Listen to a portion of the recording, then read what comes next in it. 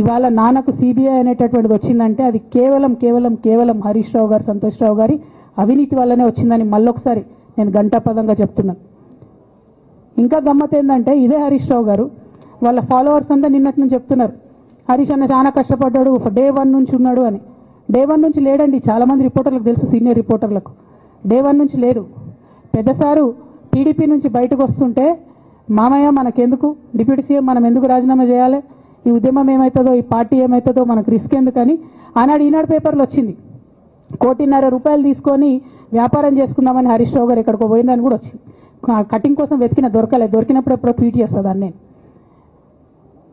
BRS party ఆనాడు TRS party పెట్టినాక 9-10 నెలల తర్వాత వచ్చిన హరీష్ రావు గారు డే 1 నుంచి లేరు. నమ్మకం లేకుండా ఆయన పార్టీ నిలబడుతుందో ఉంటుందో పోతుందో అని. ఓకే అయిపోయింది. రాగానే సారు పెద్ద హృదయం కాబట్టి క్షమించిరు, దగ్గర తీసుకున్నారు, ఎమ్మెల్యే కాకముందే మంత్రి ఇచ్చిర్రు, అన్ని రకాలుగా ఆదరించారు, అన్నీ చేసిండ్రు. ఎప్పుడైతే పార్టీకి ఒక్క క్షణం చెడ్డ పేరు వచ్చిందో ఎక్కడ పోయిండండి ఈయన? చక్కగా పోయి వైఎస్ రాజశేఖర రెడ్డిని కలవలే? మీ అందరికి గుర్తులేదు ఆ ఫోటో? సీనియర్ నాయకులందరికీ బాగా మాట్లాడతారు, అన్ని దగ్గర ఉన్నా, నేనే ఉన్నా, నేను ఎక్కడ లేను. నిన్న పాపం చాలా మంది ఈ కొత్త సోషల్ మీడియా పిల్లలు ఉన్నట్టు వాళ్ళకి హిస్టరీ తెలియదు అనుకుంటా, అందుకే చెప్తున్నా ఇవాళ. అదేవిధంగా నేను పెద్ద ట్రబుల్ షూటర్ అంటారు. ట్రబుల్ షూటర్ కాదు, ఈజ్ బబుల్ షూటర్. ఆయన ఏంటంటే ట్రబుల్ ఆయన్నే క్రియేట్ చేస్తాడు, చేసి నేనే సాల్వ్ చేసినట్టు నటిస్తాడు. నేను లేటెస్ట్ ఎగ్జాంపుల్ చెప్తా పట్టురు. నేను మొన్న దాసోజు శ్రవణ్ అన్న ఎలక్షన్ ఎమ్మెల్సీ ఎన్నికలలో బీఆర్ఎస్ పార్టీ డిసైడెడ్ ఒకటే క్యాండిడేట్ని పెడదామని. కానీ హరీష్ రావు గారు ఇంటర్నల్గా బీజేపీ వాళ్ళతో మాట్లాడుకొని ఏం చెప్తారంటే, మీ దగ్గర నుంచి ఒక క్యాండిడేట్ని ఇవ్వండి, నేను మామయ్యని కన్విన్స్ చేసి రెండో క్యాండిడేట్కి పెట్టిస్తా అంటే he wants to create a trouble.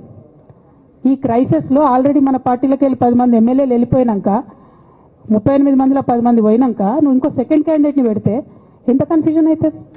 ఎవరెవరు ఓట్లు వేస్తారు? అంటే హార్స్ ట్రేడింగ్కి ఈయన ట్రబుల్ షూటర్ గారు ట్రబుల్ని ఓపెన్ చేస్తారు అన్నట్టు. నాకెందుకో లక్కీగా ఒక బీజేపీ ఎమ్మెల్యే గారు ఫోన్ చేసి, అక్క మరి పెద్దసారి పర్మిషన్ ఉందా హరీష్ అని ఇట్లా అంటున్నారంటే, నేను డైరెక్ట్గా పెద్దసారికే ఫోన్ చేసి నాన్న మరి ఇట్లా అంటున్నారు, మనం సెకండ్ క్యాండిడేట్కి పర్మిషన్ ఇస్తారంటే, nothing doing, only Shravan will get elected, ఎవరు చెప్పారు మీకు అన్నారు. అంటే నేను ఆ విషయం వెంటనే అటువైపు కన్వే చేసిన, లేదండి మాకు అట్లాంటి ఆలోచన లేదు. ఎందుకు ఈ రీసెంట్ ఎగ్జాంపుల్ చెప్తున్నా ఇవాళ అంటే, హరీష్ రావు గారు ట్రబుల్ క్రియేట్ చేసి ట్రబుల్ని మాఫీ చేసినట్టుగా ప్రయత్నం చేస్తారు. బీఆర్ఎస్ కార్యకర్తలందరికీ నేను నా తమ్ముళ్ళకి రిక్వెస్ట్ చేసి చెప్తున్నా, మా చెల్లెలకు రిక్వెస్ట్ చేసి చెప్తున్నా, మీకు పెద్ద స్థాయిలో జరిగే అన్ని విషయాలు తెలియకుండా అందరూ మన వెల్ విషయర్స్ అనుకుంటారు. అది మీ తప్పు కాదు, ఎందుకంటే కేసీఆర్ సార్ అంత ఓపెన్ మైండ్తో ఓపెన్ హార్ట్తో ఉంటారు కాబట్టి బీఆర్ఎస్లో ఉన్న అందరూ అట్లే ఉంటారు అనుకుంటారు. కానీ చాలా మందికి చాలా హిడెన్ ఎజెండాస్ ఉన్నాయి. ఒక పక్క కాంగ్రెస్తో కలిసి ఉన్నారు, ఇంకో పక్క బీజేపీతో మాట్లాడుతున్నారు, ఎవరితో అవసరమైతే అటు మాట్లాడుతున్నారు.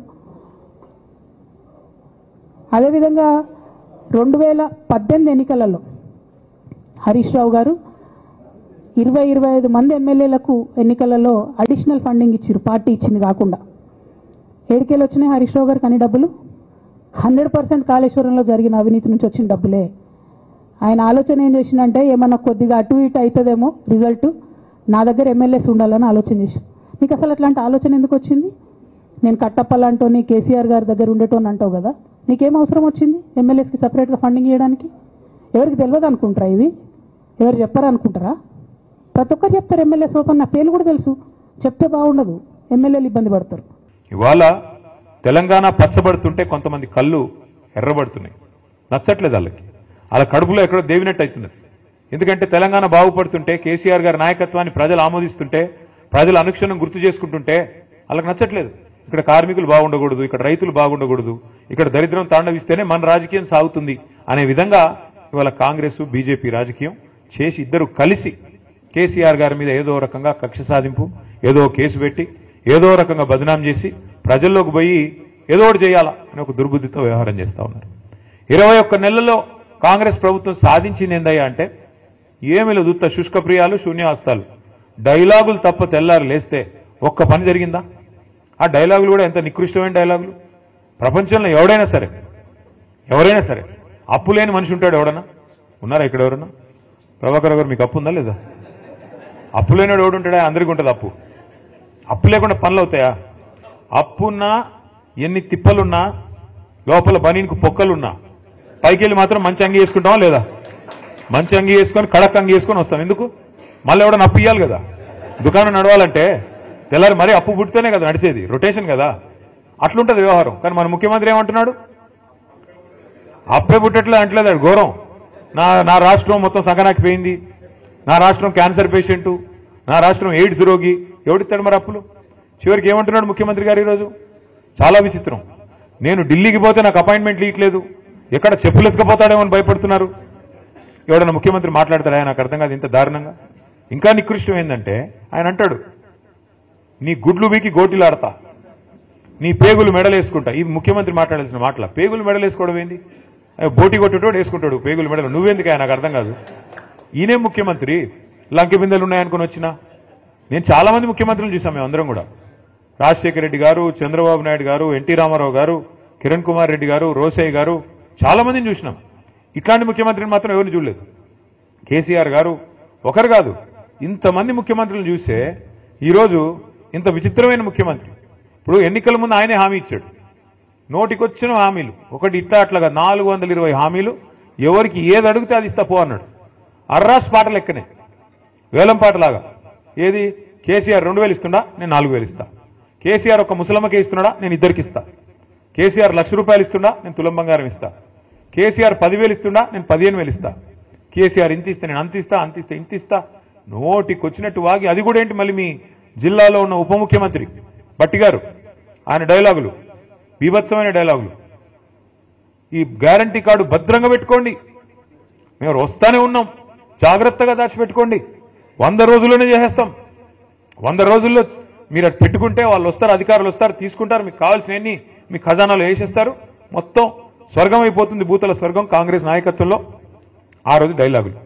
ఆ రోజు అడిగారు విలేకరులు, అయ్యా మరి మీరు చెప్తున్నాయన్నీ అమలు చేయాలంటే 4 స్టేట్ల బడ్జెట్ కావాలా, 4 దక్షిణాది రాష్ట్రాల బడ్జెట్ కావాలా, ఎట్లా చేస్తారా స్వామి అంటే, మా కాంగ్రెస్ పార్టీకి చాలా తెలివి ఉంది, మాది 100 సంవత్సరాల చరిత్ర, మావాడు ఒక్కొక్కడు 6 ఫీట్లు ఉన్నాడు, మాకు తెలివి లేదంటారా, బ్రహ్మాండంగా సంపద పెంచుతాం, మేము ఇది చేస్తాం అది చేస్తాం అని డైలాగులు.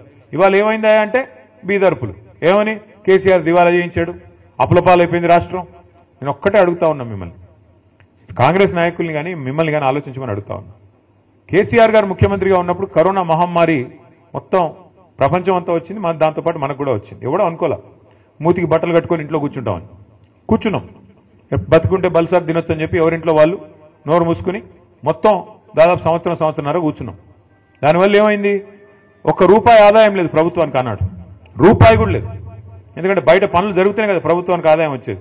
బొగ్గు కానీ నడిస్తే, అక్కడ బొగ్గు తవ్వితే, బొగ్గు బయటకు వస్తే, బొగ్గు అమ్మితే, అట్లే కదా ఆదాయం వచ్చేది. సింగరేణి సంస్థ కూడా దాని నుంచి వస్తుంది. అందులో మాకు కూడా ట్యాక్స్ రూపంలో గవర్నమెంట్ డబ్బులు వస్తాయి. ఒకడు సబ్బు కొనాలి, ఒకడు పప్పు కొనాలి, ఒకడు ఉప్పు కొనాలి, అవి కొంటేనే కదా ఆదాయం వచ్చేది. ఏదీ లేదు. మొత్తం సంవత్సరం పాటు ఎక్కడక్కడ తలుపులు బిడాయించుకొని ఇంట్లో ఉన్నారు. దానివల్ల ఏమైంది? ఆదాయం 0. కేసీఆర్ గారు ముఖ్యమంత్రిగా ఉన్నప్పుడు, ప్రభుత్వం ఉన్నప్పుడు ఆదాయం 0 అయినా రైతు బంధు ఆగిందా? పెన్షన్లు ఆగినాయా? కళ్యాణ లక్ష్మి ఆగిందా? షాదీ ముబారక్ ఆగిందా? పంటల కొనుగోలు ఆగినాయా? అంటే జీతాలు ఆగినాయా?